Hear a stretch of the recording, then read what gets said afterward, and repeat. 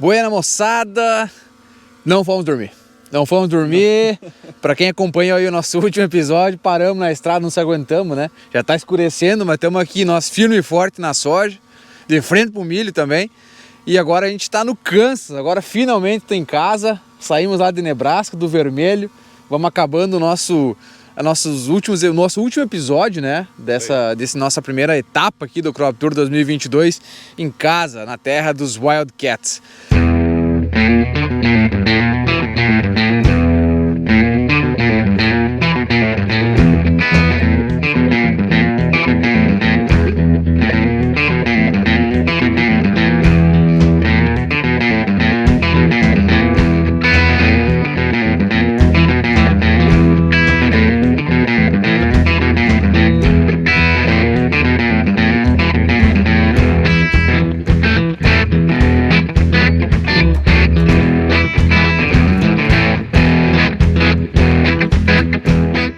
Bom, falando rapidão aqui sobre o Kansas, né? O Kansas que recebeu intensas chuvas no início, né?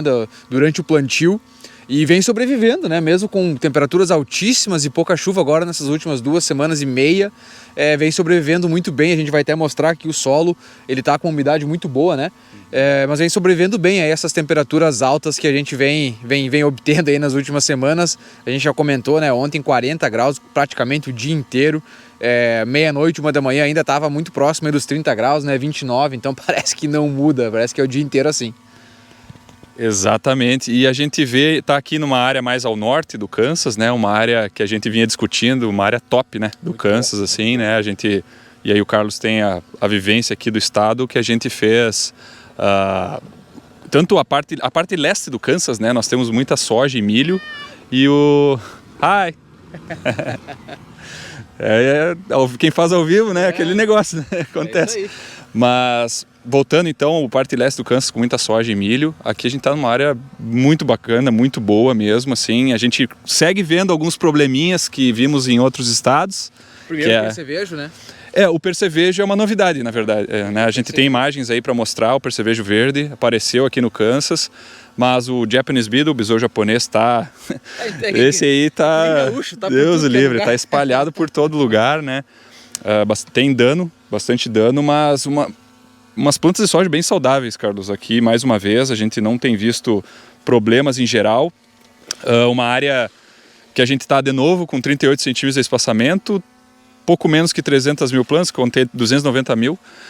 E é legal de ver uma melhor distribuição dessas plantas na área, né? Por causa do espaçamento. Então, Carlos, me fala um pouco desse solo aí, eu tô gostando de ver aqui. Eu acho que a primeira coisa que a gente pode falar é essa raiz aqui, né? Uma raiz que a gente não tinha encontrado, ela quebrou aqui, né? Então dá pra ver que ela deve estar pelo menos aí uns 25, 30 centímetros para baixo, né? Então, essa acho que é a primeira novidade que a gente pode falar. Realmente a plantabilidade aqui foi melhor, né? Do que a gente estava vendo. Só para adicionar a informação de mais ou menos 14 nós aí que a gente contou. E as folhas ainda... Olha as folhas baixeiras. Folhas saudáveis pessoal, ainda, né? Folhas extremamente verdes ainda. Então dá para ver que tem uma sanidade muito boa. Bom, segura aí o microfone, vamos ver como é que tá esse solo. Vamos fazer aqui o nosso buraquinho. Bom, mas é isso aí, né? Como a gente falou, baixa precipitação nos últimos... dá para se dizer aí nas últimas 15, 20 dias aqui no Kansas, né? Mas mesmo assim a gente ainda tem uma umidade, né? E a soja demonstra isso, né? Acho que o melhor parâmetro sempre é a planta, né? Melhor a gente indicador sempre fala é a isso. Coisas bem interessantes que a gente também vê aqui, né? A gente falou que talvez seja o melhor plantio direto que a gente viu, né? Uhum. E aí uma informação interessante, o Kansas... ele é um dos líderes nos Estados Unidos em termos de plantio direto. Em 2017 estava com 47%, se eu não me engano, de área de plantio direto. E com certeza isso aumentou, né? Essa é uma percepção que a gente vem vendo. E aqui a gente vê, né? O sabugo já aqui em decomposição. A gente vê aqui também alguns fungos, né? Essa parte branca, a gente vê várias raízes aqui. Aqui a gente consegue ver a decomposição, né? Isso aqui é a atividade dos micro-organismos, né? Então é uma coisa bem interessante que a gente também não tinha visto... eu diria com essa intensidade, né, nos outros lugares que a gente parou. Maravilha, dá gosto de ver esse solo aqui, né? Bastante cobertura do milho do ano passado, decompondo, como o Carlos falou, e vamos ver como que tá o milho desse ano, né? Pelo cheiro, 5% de matéria orgânica. 5%, o cara que conhece, né? Então vamos dar uma olhada no milho. Beleza, vamos lá. Como diria o professor Vanderlei, né? Pelo cheiro dá para saber até a textura.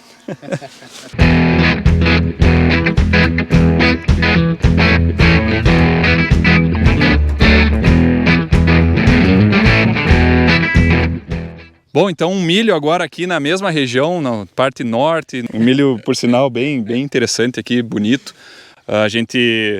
Eu acabei de começar a descascar aqui, tirar o sabugo e já tem um Japanese Beetle aqui. No meio aqui, não tá no meio do milho. Um milho que tá aí, estágio DR2, né, começando a ter a grão bolha, né? Exatamente. Então, finalizando. Não tá em grão leitoso ainda, né? Finalizando a polinização. Uma semana e pouco aí já vai estar chegando em R3 já, né? Já daria já para próxima viagem, com certeza a gente já consegue estimar a produtividade, dar um zoom aí para mostrar para o pessoal. Um milho de população alta, né, como tradicional aqui nos Estados Unidos. Estamos aí com 80, 90 mil plantas, mais uma vez. Espaçamento de 76 centímetros. E, cara, eu acho que milho nos Estados Unidos é chovendo molhado, né? É isso aí. Praticamente, milho é milho. É impressionante como é mais estável, né? Essa questão de produtividade, de estabilidade de produção, né? Tecnologia também, né? Acho que isso é bem interessante. Também, a gente vê, mesmo plantas daninhas no milho muito mais controlado, né? Parece que a soja ela tá remando, ela ainda parece que é a segunda cultura, né? É o milho muito firme, né? Em primeiro, estabilidade muito maior, um padrão muito mais padronizado, né? Vou refazer a minha frase aqui. Sim. É muito mais padronizado nos Estados Unidos. A gente viu pouquíssimas diferenças, né? Por outro lado, na soja a gente viu muito mais, né? A gente viu variação de espaçamento, a gente viu o milho, muito interessante falar que a maioria dele é em plantio convencional, né? Isso se faz muito aí pela temperatura do solo, né? É necessário esquentar muito mais rápido esse solo para o milho sair. E na soja não, na soja a gente viu plantio direto, plantio convencional, a gente viu com plano de cobertura, a gente viu sem plano de cobertura. Então uma variação muito maior em manejo, né? Um milho padronizado. E a soja que a gente espera, né, pelos dados do USDA e também do WASDE, né, que da gente ter mais área de soja para os Estados Unidos esse ano. Então a gente, lógico, né, tem toda essa variabilidade da soja, o milho, o que ajuda o milho, obviamente, é a própria dossel de plantas, né? A sombreia é muito mais rápido que a soja, ainda mais o pessoal usando esse espaçamento de 76 polegadas na soja, 76 centímetros na soja, né? Isso não ajuda muito o controle de daninhas, milho voluntário, que nem a gente falou, mas aqui região muito boa do Kansas aí, para a produção das duas culturas. Sem dúvida, o produtor aqui está de parabéns, realmente é talvez uma das melhores lavouras de soja que a gente viu. E dá para se dizer que é inesperado, né? Nós não esperávamos, talvez no Kansas, né, que é já no limite oeste aí do Corn Belt, que a gente fosse ver uma lavoura de soja como essa que a gente acabou de ver, né? É verdade, bem boa observação. Muito bem, então a gente segue viagem e nos vemos na próxima parada. Até a próxima.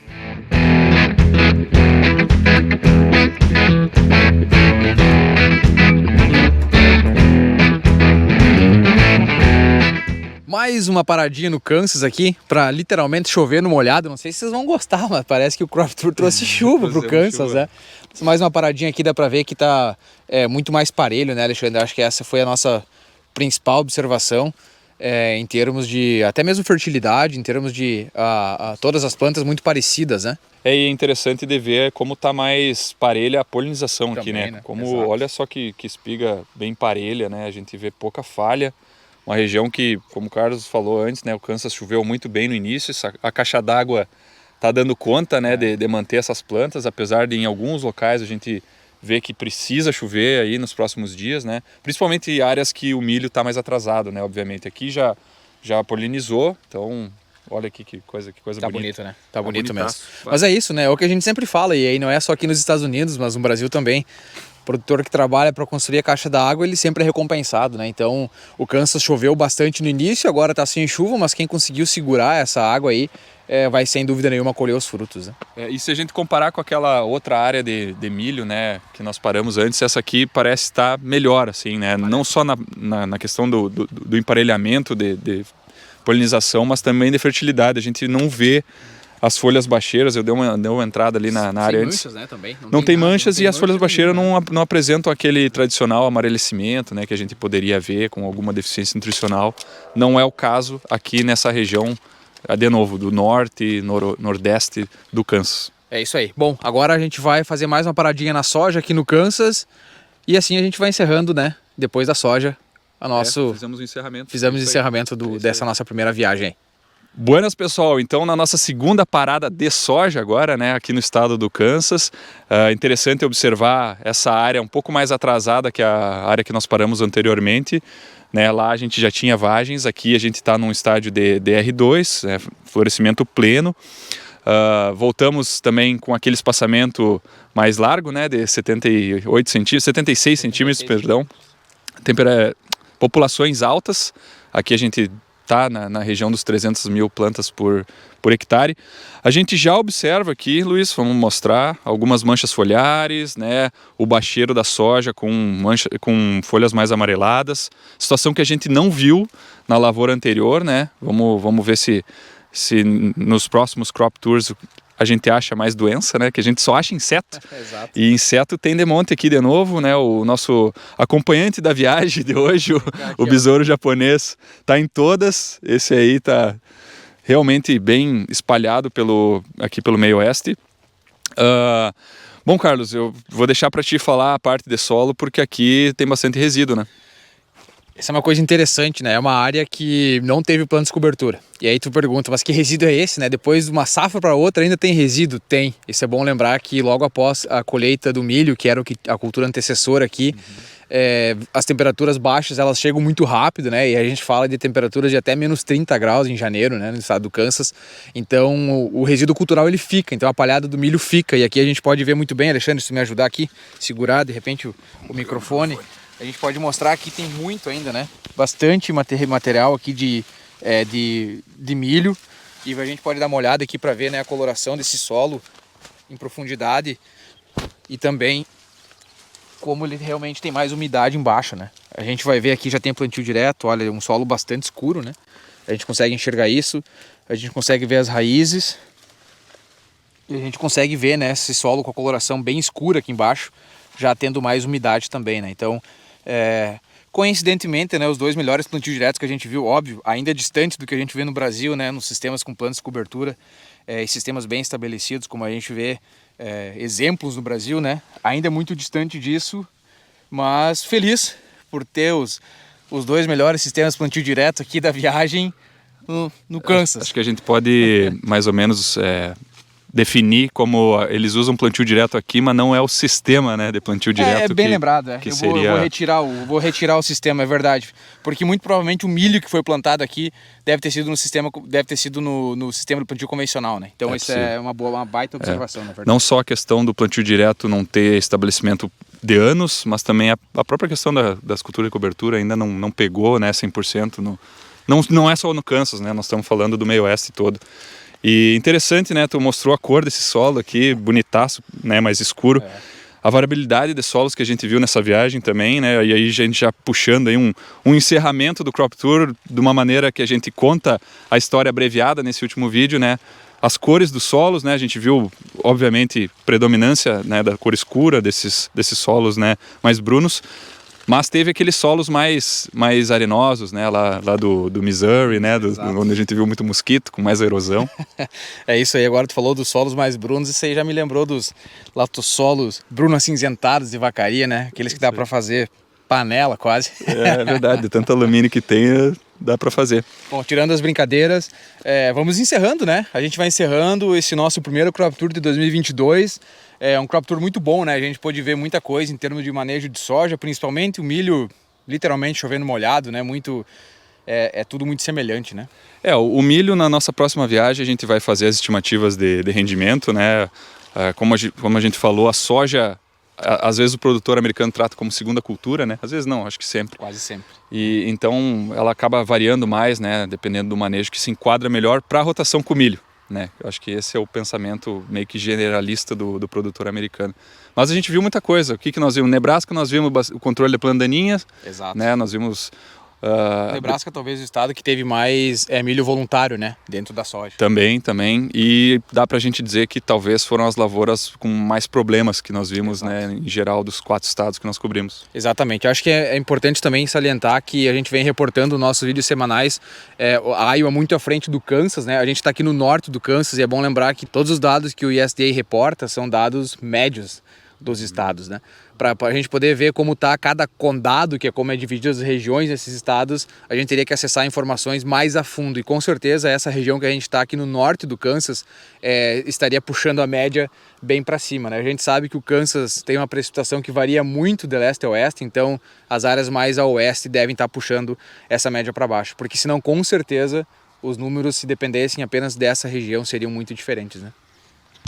Perfeitamente. Assim como em Nebraska, provavelmente pegamos áreas que puxam os números um pouco para baixo, né? Principalmente na soja, né? Iowa a gente conseguiu ver coisa boa, né? Fomos naquela várzea lá bonita, lá, né? Onde o produtor inclusive usa convencional. Depois fomos para uma área mais de plantio direto, né? Para ver uma soja também bem estabelecida. No Missouri, né? Aquele solo mais arenoso, né? Com erosão, muito mosquito. Mas também assim, pessoal, acho que no geral as lavouras estão melhores do que o ano passado, quando a gente fez o Crop Tour nessa mesma época, de meados de julho. Acho que é uma impressão que nós dois tivemos, né? Sem dúvida nenhuma, eu acho que isso está bem claro, né? A gente começou ano passado pelo Kansas e depois pelo Missouri, e hoje a gente praticamente inverteu a ordem, né? A gente começou por Nebraska, literalmente inverteu a ordem, e sem dúvida nenhuma, é um começo de safra muito feliz para o produtor americano, né? A gente consegue ver isso. Obviamente, um americano nos parou na estrada enquanto nós estávamos vendo uma lavoura de milho e falou: acho que tá um pouco seco, né? E realmente tá, para a percepção deles tá seco, porque já fazem 2 semanas que não chovem com intensidade, né? Mas as plantas, baseado na temperatura e no tempo que não chove, suportando muito bem esse início de safra aqui nos Estados Unidos. Excelente, não, eu acho que esse é um bom resumo da nossa viagem, né? Uma viagem aí com algumas milhas ou quilometragens que a gente deve e vai expandir na nossa segunda temporada desse ano, cobrindo outros estados, né? Não vamos dar spoiler agora, né? Vamos deixar como surpresa, mas então, o segundo Crop Tour querendo fazer mais a parte de rendimento, estimando rendimento. Acho que é isso aí, né, Carlos? Isso. Encerramos por aqui. Despedindo. Vamos Hoje, pedir o like pro pessoal, né? Vamos dar o like canal, aí. AgroConnection, canal da RTC também. E comentem, pessoal, comentem sugestões do que vocês querem ver aqui que a gente traga nesses vídeos do Crop Tour, né? Produtividade, mais sobre solo, mais sobre planta. Comentem, deem o like, que é muito importante para nós. Bom, finalizando mais um Crop Tour 2022 na estrada com AgroConnection e RTC. Stay tuned!